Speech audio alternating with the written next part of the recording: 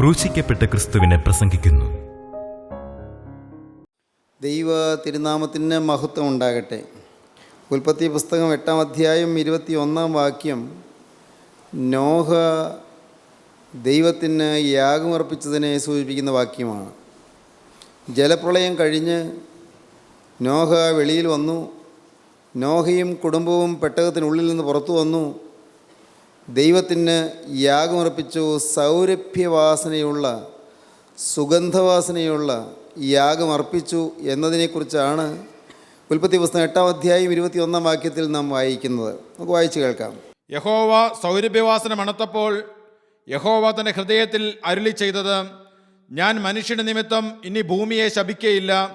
മനുഷ്യൻ്റെ മനോനിരൂപണം ബാല്യം മുതൽ ദോഷമുള്ളതാകുന്നു.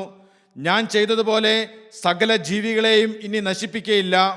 യഹോവ സൗരഭ്യവാസന മണത്തപ്പോൾ യഹോവ തൻ്റെ ഹൃദയത്തിൽ അരുളി ചെയ്തത്, ഞാൻ മനുഷ്യൻ്റെ നിമിത്തം ഇനി ഭൂമിയെ ശപിക്കുകയില്ല. മനുഷ്യൻ്റെ മനോനിരൂപണം ബാല്യം മുതൽ ദോഷമുള്ളതാകുന്നു. മനുഷ്യൻ്റെ മനോനിരൂപണം ബാല്യം മുതൽ ദോഷമുള്ളത് തന്നെ. മനുഷ്യൻ്റെ ജീവിതത്തിൽ ഇനിയും പാവമുണ്ട്.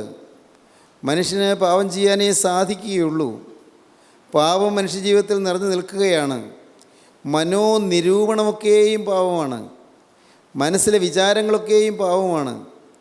മനസ്സിലെ ചിന്താഗതികളൊക്കെയും പാപമാണ്. എന്നാൽ ഞാൻ പക്ഷേ ഇനി മനുഷ്യനെ ഒന്നടങ്കം നശിപ്പിക്കുകയില്ല. ജലപ്രളയത്തിൽ ലോകമെമ്പാടുമുള്ള സകല മനുഷ്യരും നശിച്ചതുപോലെ ഇനി മനുഷ്യനെ ഞാൻ ഒന്നടങ്കം നശിപ്പിക്കുകയില്ല. ദൈവത്തിൻ്റെ അഗാധമായ വാത്സല്യമാണ് ഈ വാക്യത്തിൽ നാം കാണുന്നത്. ആഴമേറിയ സ്നേഹത്തോടെ ദൈവം ഒരു ഉടമ്പടി ചെയ്യുകയാണ്. മനുഷ്യനോട് ദൈവം ചെയ്യുന്ന ഒരു നിയമമാണ്. തുടർന്ന് വായിക്കുമ്പോൾ യഹോവയായ ദൈവം മനുഷ്യനോട് നിയമം ചെയ്യുന്നതായി നാം കാണുന്നുണ്ട് 9-ാം അധ്യായത്തിൽ. അത് നമുക്ക് പിന്നാലെ ചിന്തിക്കാം.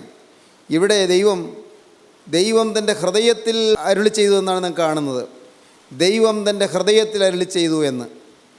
ദൈവത്തിൻ്റെ ഹൃദയത്തിൽ ഒരു വ്യക്തിത്വമുണ്ട്. ദൈവത്തിന് ഒരാളത്വമുണ്ട്. ദൈവത്തിൻ്റെ ഹൃദയമുണ്ട്. ദൈവത്തിന് ഹൃദയത്തിൽ വികാരങ്ങളുണ്ട്. സ്നേഹവികാരമുണ്ട്, വാത്സല്യ വികാരമുണ്ട്, കരുണയുടെ വികാരമുണ്ട്, ദയാവായ്പിൻ്റെ വികാരമുണ്ട്, മനുഷ്യൻ്റെ വേദന കണ്ടുള്ള ആർദ്രതയുടെ വികാരമുണ്ട്. ദൈവം വികാരങ്ങളുള്ള, ഹൃദയങ്ങളുള്ള ഒരു വ്യക്തിത്വമാണ്, ഒരാളത്വമാണ്. നാം വായിക്കുന്നത് അങ്ങനെയാണ്. യഹോവ സൗരഭ്യവാസന മണത്തപ്പോൾ യഹോവ തൻ്റെ ഹൃദയത്തിൽ അരുളി ചെയ്തത്. യഹോവ തൻ്റെ ഹൃദയത്തിൽ അരുളി ചെയ്തു. തന്നെത്താൻ ദൈവം പറയുകയാണ്, ഹൃദയത്തിൽ പറയുകയാണ്, ഇനി ഞാൻ മനുഷ്യനെ ഒന്നടങ്കം നശിപ്പിക്കുകയില്ല. ദൈവം അരുളി ചെയ്തു, മനുഷ്യൻ്റെ മനോനിരൂപണമൊക്കെയും ബാല്യം മുതൽ ദോഷമുള്ളതാകുന്നു. ഞാൻ ചെയ്തതുപോലെ സകല ജീവികളെയും ഇനി നശിപ്പിക്കുകയില്ല. ഞാൻ മനുഷ്യൻ്റെ നിമിത്തം ഇനി ഭൂമിയെ ശപിക്കുകയില്ല. ഉൽപ്പത്തി പുസ്തകം 3-ാം അധ്യായത്തിൻ്റെ 17-ാം വാക്യം വായിക്കുമ്പോൾ മനുഷ്യൻ്റെ നിമിത്തം ദൈവം ഭൂമിയെ ശപിച്ചു എന്ന് കാണാം. മനുഷ്യൻ്റെ നിമിത്തം, മനുഷ്യൻ്റെ പാപം നിമിത്തം ദൈവം ഭൂമിയെ ശപിച്ചു. മനുഷ്യൻ്റെ പാപം എത്രയും വലുതായിരുന്നു. ദൈവത്തിൻ്റെ വചനത്തെ ധിക്കരിച്ചു എന്നുള്ളതായിരുന്നു മനുഷ്യൻ്റെ പാപം. ദൈവത്തിൻ്റെ വചനത്തെ ലംഘിച്ചു എന്നുള്ളതായിരുന്നു മനുഷ്യൻ്റെ പാപം. ദൈവത്തിൻ്റെ വചനം അനുസരിച്ചില്ല എന്നുള്ളതായിരുന്നു മനുഷ്യൻ്റെ പാപം. ആദാം ദൈവത്തിൻ്റെ കൽപ്പന ലംഘിച്ചു. ദൈവം കൊടുത്ത ഒരു വചനം, ദൈവം കൊടുത്ത ഒരാജ്ഞ, അത് ആദാം ലംഘിച്ചു. വചനം അനുസരിച്ചില്ല, വചനത്തെ മാനിച്ചില്ല, വചനത്തെ വളച്ചൊടിച്ചു. വചനത്തെ വളച്ചൊടിക്കുന്നതിന് സഹായിയായി, അതിന് ഉപോദ്ബലകമായി വേറൊരു വചനം ആദാമിന് ലഭിച്ചു. ആദാമിനും അന്നത്തെ ആദ്യ മനുഷ്യന് ലഭിച്ചതായ വചനം അത് പിശാചിൻ്റെ വായിൽ നിന്നായിരുന്നു, സാത്താൻ്റെ കയ്യിൽ നിന്നായിരുന്നു. പൈശാചികൻ കൊടുത്തതായ ആ വചനം മനുഷ്യനെ തെറ്റിച്ചു കളഞ്ഞു. ആ വചനം മനുഷ്യൻ സ്വീകരിച്ചു. ദൈവം കൊടുത്ത വചനത്തെ വളച്ചൊടിക്കുന്നതായൊരു വചനമാണ് സാത്താൻ കൊടുത്തത്. എക്കാലത്തും പിശാച് ചെയ്യുന്നൊരു തന്ത്രം അതാണ്. ദൈവത്തിൻ്റെ വചനത്തിൽ മായം കലർത്തുക എന്നുള്ളതാണ് സാത്താൻ ചെയ്യുന്ന തന്ത്രം. ഉൽപ്പത്തി പുസ്തകം 3-ാം അധ്യായം 17-ാം വാക്യം, മനുഷ്യനോട് കൽപ്പിച്ചതോ, നീ നിന്റെ ഭാര്യയുടെ വാക്ക് അനുസരിക്കുകയും തിന്നരുതെന്ന് ഞാൻ കൽപ്പിച്ച വൃക്ഷഫലം തിന്നുകയും ചെയ്തതുകൊണ്ട് നിന്റെ നിമിത്തം ഭൂമി ശപിക്കപ്പെട്ടിരിക്കുന്നു. നീ നിന്റെ ഭാര്യയെ അനുസരിച്ച് എൻ്റെ വചനത്തെ ലംഘിച്ചതുകൊണ്ട്, നിന്റെ ഭാര്യയുടെ ഹിതത്തിന് വിധേയപ്പെട്ട് എൻ്റെ വചനത്തെ നീ ധിക്കരിച്ചു, എൻ്റെ വചനത്തെ നീ ലംഘിച്ചു. അതുകൊണ്ട് നീ നിമിത്തം ഭൂമി ശപിക്കപ്പെട്ടിരിക്കും. വളരെ ദൂരവ്യാപകമായ, നൂറ്റാണ്ടുകളിലൂടെ വളർന്നതായ, വർഷങ്ങൾ നിലനിന്നതായ, കർത്താവായ യേശുക്രിസ്തുവിൻ്റെ വരവ് വരെയും നിലനിന്നതായ ഒരു വലിയ ശാപമായിരുന്നു അത്. യേശുക്രിസ്തുവിൻ്റെ വരവോടുകൂടിയാണ് ആ ശാപത്തിന് ഒരു മോചനം കിട്ടിയത്. ക്രിസ്തു ശാപം ഏറ്റെടുത്തു. ഭൂമിയുടെ ശാപം ഏറ്റെടുത്തു, മനുഷ്യൻ്റെ ശാപം ഏറ്റെടുത്തു. ദൈവത്തിൻ്റെ മഹത്വമുള്ള വചനത്തെ ഒന്നാമത്തെ മനുഷ്യൻ ധിക്കരിച്ചതുകൊണ്ട്, അനുസരണക്കേട് കാണിച്ചതുകൊണ്ട്, ഏകമനുഷ്യൻ്റെ അനുസരണക്കേടിനാൽ അനേകർ പാപികളായി തീർന്നു. ഏകൻ്റെ അനുസരണക്കേടിനാൽ അനേകർ പാപികളായി തീർന്നു. രണ്ടാം ആദാം അനുസരിച്ചു, ദൈവത്തിൻ്റെ വചനം അനുസരിച്ചു. ദൈവത്തിൻ്റെ വചനം അനുസരിച്ച് കർത്താവായ യേശുക്രിസ്തു തന്നെ യാഗമായി അർപ്പിക്കുവാൻ തയ്യാറായി. അങ്ങനെ ദൈവത്തിൻ്റെ ഹൃദയം തണുത്തു, ദൈവത്തിൻ്റെ ഹൃദയത്തിൻ്റെ വേദന ആറി. പ്രിയപ്പെട്ടവരെ, ഇതെല്ലാം നാം മനസ്സിലാക്കുന്ന ചില സത്യങ്ങൾ പെട്ടെന്ന് നമ്മുടെ ബുദ്ധിയിൽ തെളിഞ്ഞു കിട്ടിയെന്ന് വരികയില്ല. ആത്മാവിലാണ് ഇതെല്ലാം ഗ്രഹിക്കേണ്ടത്. അറിവുകൊണ്ട് നമുക്ക് മനസ്സിലാവുകയില്ല. ദൈവത്തിൻ്റെ ഹൃദയം തണുത്തു എന്നോ, ദൈവത്തിൻ്റെ കോപം തണുത്തു എന്നോ, ദൈവത്തിൻ്റെ ദുഃഖം തണുത്തു എന്നോ ഒന്നൊക്കെ പറയുന്നത് നമുക്ക് മനസ്സിലാക്കാൻ സാധിക്കുന്ന കാര്യങ്ങളല്ല. നമ്മുടെ സാധാരണ മനുഷ്യ ഹൃദയത്തിന് അത് ഉൾക്കൊള്ളാൻ കഴിയുകയില്ല. ജീവനുള്ള ദൈവം, സ്നേഹവാനായ ദൈവം, സ്നേഹം പിടഞ്ഞ് വേദനിക്കുന്ന അനുഭവത്തിൽ ദൈവം നൂറ്റാണ്ടുകൾ ദൈവം ക്ഷമയോടെ കാത്തിരിക്കുകയായിരുന്നു. മനുഷ്യൻ്റെ വീണ്ടെടുപ്പും അതോടൊപ്പം തന്നെ ഈ ഭൂമിയുടെ ശാപം മാറുക എന്നുള്ളതും ദൈവം ആശയോടെ കാത്തിരിക്കുകയായിരുന്നു. എന്നാൽ ആദാം ചെയ്തു പോയ പാപം മൂലം മനുഷ്യജാതി പാപത്തിനും ശാപത്തിനും അടിമകളായി തീർന്നു. ആദാം ചെയ്ത പാപം മൂലം ഭൂമി ശാപത്തിനടിമയായി തീർന്നു. ഭൂമി ശാപത്തിന് വിധേയമായി തീർന്നു. ഭൂമി ശാപഗ്രസ്തമായി തീർന്നു. പ്രിയപ്പെട്ടവരെ, എന്നാൽ അന്ന് ഭൂമി ശപിക്കപ്പെട്ടതിന് ശേഷം ഇപ്പോൾ നോഹയുടെ പ്രളയം കഴിഞ്ഞ് ആ നോഹ കഴിച്ചതായ യാഗം മൂലം ദൈവത്തിന് മനുഷ്യനോട് ആർദ്രത തോന്നി, മനുഷ്യനോട് മനസ്സിലിവ് തോന്നി. നാം വായിക്കുന്നത് അങ്ങനെയാണ്: യഹോവ സൗരഭ്യവാസന മണത്തു. നോഹ ഒരു യാഗം അർപ്പിക്കുകയാണ് ചെയ്തത്. 20-ാം വാക്യം നമുക്ക് വായിക്കാം. നോഹ യഹോവയ്ക്ക് ഒരു യാഗപീഠം പണിതു.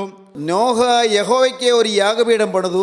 ശുദ്ധിയുള്ള സകല മൃഗങ്ങളിലും, ശുദ്ധിയുള്ള സകല മൃഗങ്ങളിലും, ശുദ്ധിയുള്ള എല്ലാ പറവകളിലും, ശുദ്ധിയുള്ള എല്ലാ പറവകളിലും ചിലത് എടുത്ത് യാഗപീഠത്തിന്മേൽ ഹോമയാഗം അർപ്പിച്ചു. ചിലതെടുത്ത് യാഗപീഠത്തിന്മേൽ ഹോമയാഗം അർപ്പിച്ചു. യാഗമർപ്പിച്ചു. പ്രിയപ്പെട്ടവരെ, യാഗം മൂലം മാത്രമേ ദൈവത്തിന് പ്രസാദം വരികയുള്ളൂ. നമ്മിൽ ദൈവം പ്രസാദിക്കണമെങ്കിൽ നാം നമ്മെ തന്നെ യാഗമായി അർപ്പിക്കണം. നമ്മിൽ ദൈവം സന്തോഷിക്കണമെങ്കിൽ നാം നമ്മെ തന്നെ യാഗമായി അർപ്പണം ചെയ്യണം. കർത്താവായ യേശുക്രിസ്തു സൗരഭ്യവാസനയുള്ള യാഗമായി അർപ്പിച്ചതുപോലെ നാം നമ്മെ തന്നെ യാഗമായി അർപ്പിക്കണം. ഒന്നും ബാക്കി വയ്ക്കാതെ, എൻ്റേത് എന്ന് ഞാനൊന്നും ബാക്കി വയ്ക്കാതെ എല്ലാം ക്രിസ്തുവിന് കൊടുക്കുവാൻ നാം തയ്യാറാകുമ്പോഴാണ് ദൈവത്തിൻ്റെ പ്രസാദം നമ്മിലേക്ക് വരുന്നത്. നോഹ യാഗമർപ്പിച്ചു. അതൊരു മുൻകുറിയാണ്, അതൊരു നിഴലാണ്, അതൊരു പ്രതീകമാണ്, അതൊരു സിമ്പലാണ്. എന്തിൻ്റെ സിമ്പലാണത്? അത് വരും കാലത്ത് കർത്താവായ യേശുക്രിസ്തു തന്നെ സൗരഭ്യവാസനയായ യാഗമായി അർപ്പിക്കുന്നതിൻ്റെ മുൻകുറിയാണ് നോഹ ഈ യാഗം അർപ്പിച്ചത്. ഹാബേലിൻ്റെ ബലി ജീവനുള്ള ക്രിസ്തുവിൻ്റെ യാഗത്തിൻ്റെ മുൻകുറിയാണ്. ഇവിടെ നാം കാണുന്ന നോഹയുടെ യാഗവും ജീവനുള്ള ക്രിസ്തുവിൻ്റെ യാഗത്തിൻ്റെ മുൻകുറിയാണ്. അതിനു മുൻപ് നാം ശേത്തിൻ്റെ കാര്യം കണ്ടു. അന്ന് ആരാധന തുടങ്ങിയെന്ന് നാം കണ്ടു. ആരാധന അത് യാഗമാണ്. യാഗം ക്രിസ്തുവിൻ്റെ യാഗത്തിൻ്റെ മുൻകുറിയാണ്. നാം ഓരോരുത്തരും യാഗമായി അർപ്പണം ചെയ്യണം. അതാണ് കഴിഞ്ഞ പ്രാവശ്യം നാം ചിന്തിച്ചത്. അപ്പോസ്തലനായ പൗലോസ് റോമർക്കെഴുതിയ ലേഖനം 12-ാം അധ്യായത്തിന് 1-ാം വാക്യം. നാം നമ്മെ തന്നെ യാഗമായി അർപ്പിക്കണമെന്നാണ് അപ്പോസ്തലനായ പൗലോസ് പറയുന്നത്. നമുക്ക് വായിക്കാം. സഹോദരന്മാരെ, ഞാൻ ദൈവത്തിൻ്റെ മനസ്സിൽ ഓർപ്പിച്ച് നിങ്ങളെ പ്രബോധിപ്പിക്കുന്നത്, സഹോദരന്മാരെ, ഞാൻ ദൈവത്തിൻ്റെ മനസ്സിൽ ഓർപ്പിച്ച് നിങ്ങളെ പ്രബോധിപ്പിക്കുന്നത്, നിങ്ങൾ ബുദ്ധിയുള്ള ആരാധനയായി നിങ്ങളുടെ ശരീരങ്ങളെ ജീവനും വിശുദ്ധിയും ദൈവത്തിന് പ്രസാദവുമുള്ള യാഗമായി സമർപ്പിപ്പിൻ. ജീവനും വിശുദ്ധിയും ദൈവത്തിന് പ്രസാദവുമുള്ള യാഗമായി സമർപ്പിപ്പീൻ. ജീവനുള്ള യാഗം, വിശുദ്ധിയുള്ള യാഗം, ദൈവത്തിന് പ്രസാദമുള്ള യാഗമായി നിങ്ങൾ സമർപ്പിക്കുവീൻ. ഈ ലോകത്തിന് അനുരൂപമാകാതെ നന്മയും പ്രസാദവും പൂർണ്ണതയുമുള്ള ദൈവഹിതം ഇന്ന് തിരിച്ചറിയേണ്ടതിന് മനസ്സ് പുതുക്കി രൂപാന്തരപ്പെടുവീൻ. ഈ ലോകത്തിന് അനുരൂപമാകാതെ നന്മയും പ്രസാദവും പൂർണ്ണതയുമുള്ള ദൈവഹിതം എന്നത് തിരിച്ചറിയേണ്ടതിന് മനസ്സ് പുതുക്കി രൂപാന്തരപ്പെടുവീൻ. സാക്ഷാൽ യാഗം മാനസാന്തരമാണ്. സാക്ഷാൽ യാഗം രൂപാന്തരമാണ്. സാക്ഷാൽ യാഗം സമ്പൂർണമായ രൂപാന്തരമാണ്. സാക്ഷാൽ യാഗം മനസ്സ് പുതുക്കി രൂപാന്തരപ്പെടുന്നതാണ്. നമ്മുടെ ജീവിതത്തിൽ നമുക്കൊരു മാനസാന്തരം കിട്ടിയിട്ടുണ്ടോ? നമ്മുടെ ജീവിതം ക്രിസ്തുവിന് എന്നേക്കുമായി വേർതിരിച്ചുവെന്ന് ഒരു ഉറപ്പ് നമുക്കുണ്ടോ? ഇനിയും ഞാൻ എന്തെങ്കിലും കൊടുക്കാനുണ്ടോ, ഇനിയും ഞാൻ എന്തെങ്കിലും സമർപ്പിക്കാനുണ്ടോ എന്ന് നിങ്ങൾ ചിന്തിച്ച് നോക്കാറുണ്ടോ? ജീവിതത്തിൽ നിങ്ങൾ അനേകം പേര് ജീവിതം കർത്താൻ സമർപ്പിച്ചവരാണ്. ജീവിതത്തിൽ നിങ്ങൾ അനേകം പേര് ദൈവത്തോട് വാക്ക് പറഞ്ഞവരാണ്. എന്നാൽ നിങ്ങൾ ഒന്ന് ദയവായി ചിന്തിക്കൂ, എന്നെ തന്നെ ഞാൻ സമർപ്പിച്ചെന്ന് പറഞ്ഞെങ്കിലും ഇനിയും ഞാൻ എന്തെങ്കിലും കൊടുക്കേണ്ടതുണ്ടോ? ഇനിയും ഞാൻ എന്തെങ്കിലും സമർപ്പിക്കേണ്ടതുണ്ടോ? എൻ്റെ സമർപ്പണം ഒരു സമ്പൂർണ്ണ യാഗമായി തീർന്നുവോ? അനേകം വിശുദ്ധന്മാർ തങ്ങളെ തന്നെ യാഗമായി സമർപ്പിച്ചു. വിശുദ്ധന്മാരുടെ രക്തമാണ് സഭയുടെ വളക്കൂറുള്ള മണ്ണ്. വിശുദ്ധന്മാരുടെ രക്തമാണ് സഭയുടെ വളമായി തീർന്നത്. രക്തസാക്ഷികളുടെ രക്തമാണ് സഭ വളരുന്നതിന് മുഖാന്തരമായി തീർന്നത്. അനേകർ ജീവൻ ബലിയർപ്പിച്ചു. നാം ആരും ജീവൻ ബലിയർപ്പിച്ചവരല്ല. നാം ആരും ജീവിതം മുഴുവനായി കർത്താവിന് കൊടുത്തവരല്ല. എന്നാൽ പ്രിയപ്പെട്ടവരെ, നിങ്ങളുടെ ഹൃദയത്തിൻ്റെ സമർപ്പണം എങ്ങനെ ഇരിക്കുന്നു? മുഴുവനായി ക്രിസ്തുവിന് കൊടുത്തു എന്ന് നിങ്ങൾക്കതിനെ ഉറപ്പുണ്ടോ? ഇനി എൻ്റെ ഒരു ഭാവിയില്ല, എൻ്റെ ഒരു പരിപാടിയില്ല, എൻ്റെ ഒരു ഇഷ്ടമില്ല, എൻ്റെ ഒരു പദ്ധതിയില്ല, എൻ്റെ ഒരു പ്ലാനില്ല, എൻ്റെ ഒരു ശുശ്രൂഷയില്ല, എൻ്റെ ഒരു ആത്മീയമില്ല. ഇങ്ങനെ ആത്മീയവും ഭൗതികവുമായ സകല കാര്യങ്ങളും ക്രിസ്തുവിന് കൈമാറി എന്നുള്ളതായ ഒരു ഉറപ്പ് നമുക്ക് ലഭിച്ചിട്ടുണ്ടോ? അതില്ലെങ്കിൽ നമ്മുടെ ക്രിസ്തീയ ജീവിതം ദരിദ്രമാണ് എന്ന് പറയേണ്ടിയിരിക്കുന്നു. നമ്മുടെ ആത്മീയ ജീവിതം ശരിയായ രീതിയിൽ ആയിട്ടില്ല എന്ന് പറയേണ്ടിയിരിക്കുന്നു. യേശുക്രിസ്തുവിന് മുഴുവനായി എന്നെ ലഭിച്ചു എന്ന്, ക്രിസ്തു എന്നെ മുഴുവനായി ഏറ്റെടുത്തു എന്ന്, ക്രിസ്തുവിൻ്റെ കരങ്ങളിലേക്ക് ഞാൻ മുഴുവനായി എന്നെ തന്നെ കൊടുത്തു എന്ന്. എനിക്ക് സ്വന്തം പേരില്ല, എനിക്ക് സ്വന്തം പ്രശസ്തിയില്ല, എനിക്ക് സ്വന്തം ഭാവിയില്ല, എൻ്റേത് മുഴുവൻ യേശുവിന് കൊടുത്തു എന്ന് ഈ ഉറപ്പ് നിങ്ങൾക്ക് കിട്ടിയാൽ, പ്രിയപ്പെട്ടവരെ, നിങ്ങളുടെ പാപങ്ങളെല്ലാം ക്ഷമിക്കപ്പെട്ടു എന്ന് നിങ്ങൾക്ക് ധൈര്യമായി ദൈവത്തെ സ്തുതിക്കാം. ഈ ഉറപ്പ്, എന്നെ തന്നെ മുഴുവനായി കൊടുത്തു എന്നുള്ള ഉറപ്പ്. ഏതെല്ലാം പാപങ്ങളാണ് നമുക്ക് വന്നത്? തീർച്ചയായും പാപങ്ങൾ നമ്മെ പലരെയും വേട്ടയാടുന്നുണ്ട്. പാപത്തിൻ്റെ പല ശാപങ്ങൾ നമ്മുടെ പിറകെ വരുന്നുണ്ട്. പല ചെയ്തികളിലും നമുക്ക് തിന്മകൾ വന്നിട്ടുണ്ട്. പല വാക്കുകളിലും നമുക്ക് കോട്ടങ്ങൾ വന്നിട്ടുണ്ട്. പല കാര്യങ്ങളിലും തിന്മകൾ സംഭവിച്ചു പോയിട്ടുണ്ട്. ഒരിക്കലും സംഭവിക്കരുതാത്തതായ പല കാര്യങ്ങളും നമ്മുടെ ജീവിതത്തിൽ സംഭവിച്ചു പോയിട്ടുണ്ട്. എന്നാൽ പ്രിയപ്പെട്ടവരെ, അതിനെ ഓർത്തൊന്നും നിങ്ങൾ നിരാശപ്പെടേണ്ട. എൻ്റെ ജീവിതത്തിൽ അനേകം പാപങ്ങൾ വന്നുപോയല്ലോ എന്നോർത്ത് നിങ്ങൾ അല്പം പോലും ഇന്ന് തളർന്നു പോകേണ്ട, നിരാശപ്പെട്ടു പോകേണ്ട, മ്ലാനവതൻ്റായി ഇരിക്കേണ്ട, നിങ്ങൾ വാടിയിരിക്കേണ്ട, നിങ്ങൾ തലതാഴ്ത്തിയിരിക്കേണ്ട. എന്നാൽ നിങ്ങൾ ഓർക്കൂ, നിങ്ങളൊരു കാര്യം മാത്രം ചെയ്യണം. ക്രിസ്തുവിൻ്റെ തിരുരക്തം നിങ്ങൾ മുഴുവനായി കഴുകും, സംശയിക്കേണ്ട. എല്ലാം കഴുകി നിങ്ങൾ വെടിപ്പാക്കും. ഒരു സമ്പൂർണ്ണ വിശുദ്ധിയാണ് നിങ്ങൾക്ക് തരും. കഴിഞ്ഞകാല ജീവിതം മുഴുവൻ കർത്താവ് എല്ലാം നിർമ്മലമാക്കി, സ്വച്ഛമാക്കി, സുന്ദരമാക്കി, മനോഹരമാക്കി, എല്ലാം വിശുദ്ധമാക്കി കർത്താവ് ചെയ്തു തരും. എന്താണ് ചെയ്യേണ്ടത്? എന്നെ തന്നെ സമ്പൂർണ്ണമായി യാഗമായി അർപ്പിക്കുക. നമുക്ക് പാടാനറിയാം. എന്നെ തന്നെ സന്നിധിയിൽ നാം പാടാറുണ്ട്. നമുക്കറിയാം, ഞാൻ പൂർണ്ണമായി സമർപ്പിക്കുന്ന പാടാറുണ്ട്. മുഴുവനായി എന്നെ തന്നെ കർത്താവിന് കൊടുത്തു എന്ന് പാടാറുണ്ട്. എന്നാൽ പ്രിയപ്പെട്ടവരെ, വാസ്തവമായി നിങ്ങൾ ദയവായി ചിന്തിക്കൂ നിങ്ങളുടെ ജീവിതത്തിലേക്ക്. യേശുക്രിസ്തു ഒരു സജീവ വ്യക്തിത്വമായി എൻ്റെ മുന്നിൽ നിൽക്കുന്നുവെന്ന്. യേശുക്രിസ്തുവിൻ്റെ പാദപീഠത്തിങ്കൽ എന്നെ തന്നെ ഒരു വ്യവസ്ഥയും കൂടാതെ ഞാൻ അർപ്പണം ചെയ്തു എന്ന്, മുഴുവനായി വിട്ടുകൊടുത്തു എന്ന്, സെൻറ്റ് പോൾ വിട്ടുകൊടുത്തു എന്ന് പറയുന്നത് പോലെ, എൻ്റെ കർത്താവെ ഞാൻ എന്നെ തന്നെ ക്രിസ്തുവിന് കൊടുത്തു എന്ന്, സാധു സുന്ദരസിംഗ് കൊടുത്തു എന്ന് പറയുന്നത് പോലെ എന്നെ തന്നെ ഞാൻ ക്രിസ്തുവിന് കൊടുത്തു എന്ന്, എൻ്റെ കർത്താവെ CT സ്റ്റഡ് യേശുവിന് വേണ്ടി തന്നെ കൊടുത്തതുപോലെ എന്നെ തന്നെ ഞാൻ ക്രിസ്തുവിന് കൊടുത്തു എന്ന്, അഡോഡറാം ജഡ്സൺ ക്രിസ്തുവിന് വേണ്ടി തന്നെ കൊടുത്തതുപോലെ എന്നെ തന്നെ ഞാൻ കൊടുത്തു എന്ന്, ജോൺ വെസ്ലി തന്നെ ക്രിസ്തുവിന് കൊടുത്തതുപോലെ ഞാൻ എന്നെ തന്നെ ക്രിസ്തുവിന് കൊടുത്തു എന്ന്, വില്യം കേറി തന്നെ ക്രിസ്തുവിന് കൊടുത്തതുപോലെ ഞാൻ എന്നെ തന്നെ ക്രിസ്തുവിന് കൊടുത്തു എന്ന്, പുണ്യവാന്മാരായ പരിശുദ്ധ പിതാക്കന്മാർ തങ്ങളെ തന്നെ ക്രിസ്തുവിന് കൊടുത്തതുപോലെ ഞാൻ എന്നെ മുഴുവനായി ക്രിസ്തുവിന് കൊടുത്തു എന്ന്. ഈ ഉറപ്പ് നിങ്ങൾക്ക് വന്നിട്ടുണ്ടോ? ഈ ധൈര്യം നിങ്ങൾ കിട്ടിയിട്ടുണ്ടോ? ഈ പ്രാഗൽഭ്യം നിങ്ങൾ നേടിയിട്ടുണ്ടോ? അതാണ് സംഭവിക്കേണ്ടത്. യഹോവയായ ദൈവം നോഹയുടെ യാഗത്തിൻ്റെ സൗരഭ്യവാസന മണത്തു. എന്താണത് ദൈവം മണത്തു എന്ന് പറയുന്നത്? അതിൻ്റെ ആശയം എന്താണ്? ദൈവം ഈ മനുഷ്യനെ പോലെ സുഗന്ധം മണത്ത് ആസ്വദിക്കുന്നവനാണോ? അല്ലല്ലോ പ്രിയപ്പെട്ടവർ. എന്താണ് അതിൻ്റെ അർത്ഥം? ദൈവം സന്തോഷിച്ചു എന്നാണ്, ദൈവം പ്രസാദിച്ചു എന്നാണ്, ദൈവം അതിൽ ആനന്ദിച്ചു എന്നാണ്. മനുഷ്യൻ കൊടുത്തതിൽ ദൈവം ആനന്ദിച്ചു. ഞാൻ പറയട്ടെ, നിങ്ങൾക്കൊരു ചെറിയ ഉദാഹരണം പറഞ്ഞു തരാം, നിങ്ങൾക്ക് മനസ്സിലാവുന്ന ഉദാഹരണം. നിങ്ങളുടെ വീട്ടിൽ നിന്ന് ഒരു 10, 25 അല്ലെങ്കിൽ 50 മൈൽ അകലെയുള്ള ഒരിടത്തേക്ക് നിങ്ങൾ യാത്ര ചെയ്തു. എന്തെല്ലാമോ കാര്യങ്ങൾ സാധിക്കാനുണ്ട്. സിറ്റിയിലേക്കാണ് പോയത്. സിറ്റിയിൽ ചെന്നു, നിങ്ങൾക്ക് ചില ഓഫീസ് കാര്യങ്ങൾ നടത്താനുണ്ട്, അതല്ലെങ്കിൽ നിങ്ങൾ കടയിൽ കയറി ചില സാധനങ്ങൾ വാങ്ങാനുണ്ട്. ബന്ധപ്പാടോട് നിങ്ങൾ ഓടി നടന്ന് ബന്ധപ്പെട്ടു. നിങ്ങൾ വൈകുന്നേരമായി തിരികെ പോരണം. പെട്ടെന്ന് തോന്നി, ഇന്ന് ഉച്ചയ്ക്ക് ഊണ് കഴിച്ചില്ല. ബന്ധപ്പാടുകൊണ്ട് ഊണ് കഴിക്കുന്ന കാര്യം ഓർത്തേയില്ല, അതിന് സമയം ഉണ്ടായില്ല. ഒരു കാര്യം ചെയ്യാം, ഒരല്പം ചായ കുടിക്കാം, ഒരു ഹോട്ടൽ കയറാം.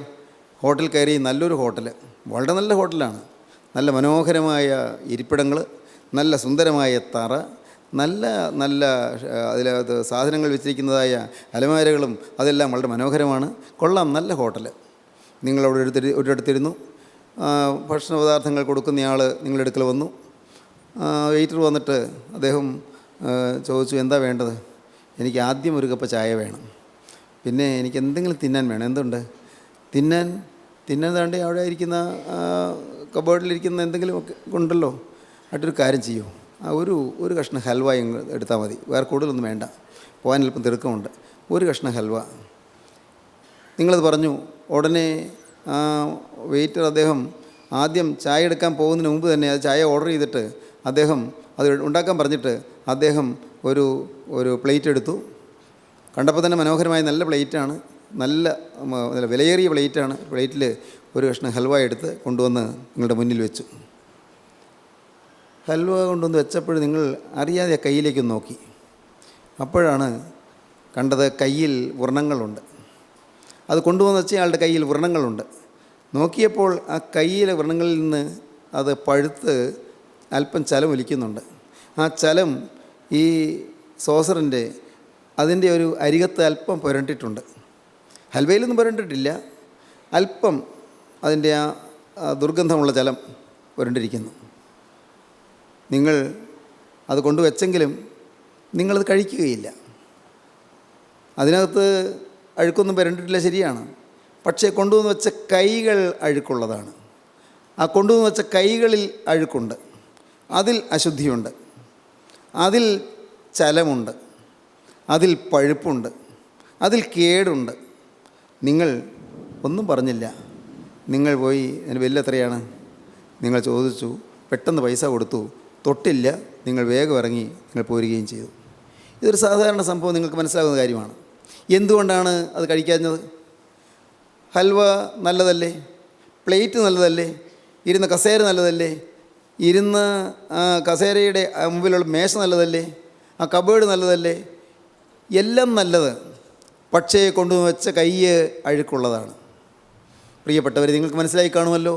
നാം ദൈവത്തിന് കൊടുക്കുമ്പോൾ നമ്മുടെ കൈകൾ ശുദ്ധമായിരിക്കണം, നമ്മുടെ കൈകൾ നിർമ്മലമായിരിക്കണം, നമ്മുടെ ഉദ്ദേശം ശുദ്ധമായിരിക്കണം, നമ്മുടെ ലാക്ക് ശുദ്ധമായിരിക്കണം. എൻ്റെ ജീവിതം വിശുദ്ധമാണോ? ക്രിസ്തുവിനെ ഞാൻ ക്രിസ്തുവിന് കൊടുക്കുന്നത് അത് നിഷ്കളങ്ക ഹൃദയത്തോടെയാണോ? ദൈവം ഹൃദയത്തെ നോക്കുന്നു, മനുഷ്യൻ പുറമേയുള്ളത് നോക്കുന്നു, യഹോവയോ ഹൃദയങ്ങളെ നോക്കുന്നു. എനിക്ക് എന്തെങ്കിലും സ്വാർത്ഥ താല്പര്യമുണ്ടോ? എങ്കിൽ ദൈവം പ്രസാദിക്കുകയില്ല. എനിക്കെന്തെങ്കിലും പ്രശംസയുണ്ടോ? ദൈവം പ്രസാദിക്കുകയില്ല. എനിക്കെന്തെങ്കിലും ന്യായീകരണമുണ്ടോ? ദൈവം പ്രസാദിക്കുകയില്ല. എനിക്കെന്തെങ്കിലും പരിഭവമുണ്ടോ? ദൈവം പ്രസാദിക്കുകയില്ല. ഞാൻ ഈ കൊടുക്കുന്ന വസ്തുവിൽ തന്നെ എനിക്കെന്തെങ്കിലും ദുഷ്ടലാക്കുണ്ടോ? ദൈവം പ്രസാദിക്കുകയില്ല. എനിക്കേതെങ്കിലും സ്വാർത്ഥ താല്പര്യത്തിൻ്റെ ദുഷ്ടലാക്കുണ്ടോ? ദൈവം പ്രസാദിക്കുകയില്ല. പ്രിയപ്പെട്ടവരെ, ദൈവം പ്രസാദിക്കണമെങ്കിൽ വിശുദ്ധകരം കൊണ്ട് സമർപ്പിക്കണം. നമ്മുടെ ജീവിതം വിശുദ്ധമായിരിക്കണം. നമ്മുടെ ജീവിതം വിശുദ്ധമാക്കി നാം സമർപ്പിക്കുമ്പോൾ ദൈവം അതിൽ പ്രസാദിക്കും. അതാണ് യഹോവ സൗരഭ്യവാസന മണത്തപ്പോൾ ദൈവം പ്രസാദിച്ചു എന്ന് പറയുന്നത്, ദൈവം സന്തോഷിച്ചു എന്ന് പറയുന്നത്. സൗരഭ്യവാസന മണത്തു. മനുഷ്യൻ്റെ മേലുള്ള ശാപം മാറി. ദൈവം പറയുകയാണ്, ശാപം ഇനി ഞാൻ ഒന്നടങ്കം മനുഷ്യൻ നശിപ്പിക്കുകയില്ല. ഒരിക്കൽ പറഞ്ഞു, ഈ ഭൂമി ശപിക്കപ്പെട്ടു എന്ന്. എന്നാൽ ഇപ്പോൾ ദൈവം പറയുന്നു, ഇനി ഞാൻ ഒന്നടങ്കം മനുഷ്യനെ ശപിക്കുകയില്ല, മനുഷ്യനെ നശിപ്പിക്കുകയില്ല എന്ന് പറയുന്നു. ഒരുമിച്ച് എല്ലാവരെയും ഒരുമിച്ച് നശിപ്പിക്കുകയില്ല എന്ന് പറയുന്നു. എന്താണ് കാരണം? നോഹ കൊടുത്തതായ ആ യാഗത്തിൽ ദൈവത്തിൻ്റെ ഉള്ളം പ്രസാദിച്ചു. സഹോദരങ്ങളെ, നിങ്ങൾ ക്രിസ്തുവിന് വേണ്ടി നിങ്ങളെ തന്നെ സമർപ്പിക്കൂ. യേശുവിൻ്റെ കരങ്ങളിലേക്ക് നിങ്ങളെ തന്നെ ഏൽപ്പിക്കൂ. എൻ്റെ കർത്താവേ, എൻ്റെ ജീവിതം ഇത്രയും കാലം തിന്മ നിറഞ്ഞതായിരുന്നു.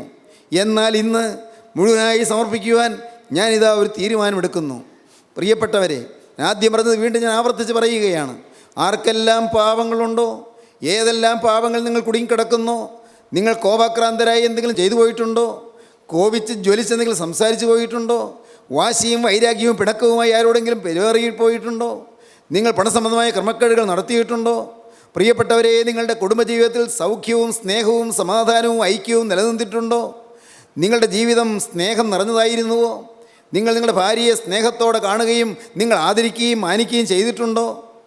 നിങ്ങൾ ഭർത്താവിനെ ബഹുമാനിക്കുകയും ഭർത്താവിനെ സ്നേഹത്തോടെ പരിചരിക്കുകയും ചെയ്തിട്ടുണ്ടോ? നിങ്ങളുടെ കുടുംബജീവിതം ഭദ്രമാണോ? മാതാപിതാക്കളെ അനുസരിച്ചിട്ടുണ്ടോ? നിങ്ങൾ പരസ്പര സ്നേഹത്താൽ നിറഞ്ഞവരാണോ?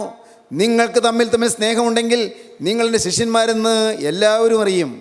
പരസ്പരം സ്നേഹം അതാണോ നമ്മെ നയിച്ചു കൊണ്ടിരുന്നത്? അകന്നുപോയവരെ അടുക്കണമെന്ന് നിങ്ങൾക്ക് തോന്നിയിട്ടുണ്ടോ?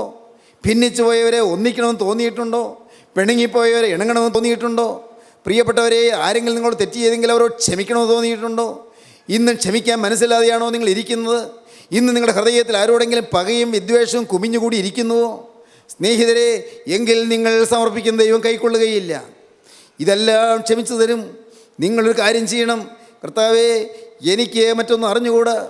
പാപം നിറഞ്ഞ എൻ്റെ ജീവിതം, തിന്മ നിറഞ്ഞ എൻ്റെ ജീവിതം, എനിക്ക് ഒന്ന് മാത്രം അറിയാം, അത് സമർപ്പിച്ചാൽ നീ കൈക്കൊള്ളുമെന്ന്. നാഥ, ശുദ്ധോദ്ദേശത്തോടെ വേറൊരു ലാക്കുമില്ലാതെ എന്നെ സ്നേഹിച്ച യേശുവിനായി എൻ്റെ ജീവിതം ഞാനിതാ വെച്ച് തരുന്നു. എനിക്ക് വേണ്ടി ക്രൂശിൽ മരിച്ച എൻ്റെ രക്ഷകന് വേണ്ടി, എന്നെ സ്നേഹിച്ച എൻ്റെ യേശുവിന് വേണ്ടി, എൻ്റെ പാപം വഹിച്ച എൻ്റെ യേശുവിന് വേണ്ടി, എൻ്റെ പാപത്തിന് ശിക്ഷയേറ്റ എൻ്റെ യേശുവിന് വേണ്ടി, എനിക്ക് വേണ്ടി തിരുരക്തം ചിന്തിയ എൻ്റെ രക്ഷകന് വേണ്ടി ഞാനിതാ എൻ്റെ ജീവിതം ഇപ്പോൾ തിരുമുൻപാകെ സമർപ്പിക്കുന്നു. അങ്ങനെ നിങ്ങൾ സമർപ്പിക്കുമ്പോൾ പ്രിയപ്പെട്ടവരെ, സകല പാപങ്ങൾ ക്ഷമിക്കപ്പെടും, സകല തിന്മകളും മാറും, സകല ശാപങ്ങളും മാറും. ദൈവത്തിൻ്റെ ഉള്ളം പ്രസാദിക്കും. ദൈവം നിങ്ങൾ മനസ്സലിഞ്ഞ് ദൈവം നിങ്ങളെ സന്ദർശിച്ച് നിങ്ങളുടെ മേൽ തൻ്റെ അനുഗ്രഹം പകരും. നിങ്ങൾക്ക് വേണ്ടേ സമാധാനം, നിങ്ങൾക്ക് വേണ്ടേ സ്വസ്ഥത, നിങ്ങൾക്ക് വേണ്ടേ പാപമോചനം, നിങ്ങൾക്ക് വേണ്ടേ ശാപങ്ങൾ മാറിക്കിട്ടുക, കുടുംബത്തിൻ്റെ ദോഷങ്ങൾ മാറിക്കിട്ടുക വേണ്ടേ നിങ്ങൾക്ക്? പ്രിയപ്പെട്ടവരെ, നിങ്ങൾക്ക് ശോഭനമായൊരു ഭാവി വേണ്ടേ? നിങ്ങൾക്ക് ഭാസുരമായ ഒരു നല്ല കാലം വേണ്ടേ? നിങ്ങൾക്ക് ജീവിതത്തിൽ ഐശ്വര്യം വേണ്ടേ? ഒരു നല്ല കാലം നിങ്ങൾക്ക് വേണ്ടേ? നിങ്ങൾക്ക് വേണം നല്ല നാളുകൾ. എന്നാൽ നിങ്ങൾ ഇപ്പോൾ യേശുവിനോട് പറയൂ, യേശുവേ, എൻ്റെ ജീവിതത്തിൽ, ഈ ഭൗതികമായ ജീവിതത്തിൽ തന്നെ സൗഖ്യവും സമാധാനവും തരുന്നതായ എൻ്റെ യേശുവിൻ്റെ പാദപീഠത്തിലേക്ക് ഞാനിത് എന്നെ തന്നെ സമർപ്പിക്കുന്നു. ഈ ഭൗതിക ജീവിതത്തിന് ശേഷം നിത്യജീവൻ എനിക്ക് തരുവാൻ ക്രൂസിൽ വെച്ച രക്ഷകൻ്റെ പാദപീഠത്തിങ്കിൽ ഞാനിതാ എന്നെ തന്നെ സമർപ്പിക്കുന്നു. എൻ്റെ ദേഹവും എൻ്റെ ദേഹിയും എൻ്റെ ആത്മാവും സമ്പൂർണ്ണ യാഗമായി ഞാനിതാ സമർപ്പിക്കുന്നു. നാഥ, നിൻ്റെ തൃക്കരം എൻ്റെ മേലൊന്ന് വെക്കണമേ, നിൻ്റെ ആണിപ്പാടുള്ള കരനെ ശിരസിൽ നിന്ന് വെക്കണമേ. എന്നെ ഇപ്പോഴും തഴുകണമേ. എന്നെ എൻ്റെ നാഥ നീ കഴുകണമേ, എന്നെ തഴുകണമേ, എന്നെ വിശുദ്ധീകരിക്കണമേ, തിരുരക്തത്താൽ എന്നെ മുദ്രയിടണമേ. നാഥ, ഇന്നു മുതൽ ഞാൻ നിൻ്റെ വക. യേശുവേ, നീ എനിക്ക് വേണ്ടി ക്രൂസിൽ മരിച്ചതിനാൽ ഇന്നു മുതൽ ഞാൻ നിനക്കായി ജീവിക്കും. സമർപ്പിക്കുവീൻ. പ്രിയപ്പെട്ടവരെ, ക്രിസ്തുവിൻ്റെ കരങ്ങളിലേക്ക് നിങ്ങൾ കൊടുക്കുവീൻ. പുതിയ തീരുമാനമെടുക്കുവീൻ. ക്രിസ്തുവിനോട് വാക്ക് പറയുവീൻ. യേശുവേ, ഇന്നു മുതൽ ഞാൻ നിൻ്റെ വക. നമുക്ക് സമർപ്പിക്കാം. ജീവനുള്ള പൊന്നേശുവേ, രാജാധിരാജനായ വാഴ്ത്തപ്പെട്ട കർത്താവേ, ഈ മനോഹരമായ സമയത്തിനായി ഞങ്ങൾ നിന്നെ സ്തുതിക്കുന്നു. തിരു സാന്നിധ്യം ഞങ്ങൾക്ക് തരുന്നതിനായി ഞങ്ങൾ നിന്നെ സ്തുതിക്കുന്നു. നിൻ്റെ ഈ മക്കളെ എല്ലാവരെയും അനുഗ്രഹിക്കണമേ, എല്ലാവരെയും തലോടണമേ, കണ്ണുനീര് തുടയ്ക്കണമേ, രോഗികളെ സൗഖ്യമാക്കണമേ, മനോഭാരത്തിലേക്കുന്നവർക്ക് ആശ്വാസവും സമാധാനവും ശാന്തിയും നൽകണമേ, എല്ലാവരെയും അനുഗ്രഹിക്കണമേ, പാപക്ഷമയുടെ സൗഖ്യം നൽകണമേ, തിരുനാമം മഹത്വപ്പെടുത്തണമേ. യേശുവിൻ നാമത്തിൽ തന്നെ, ആമീൻ.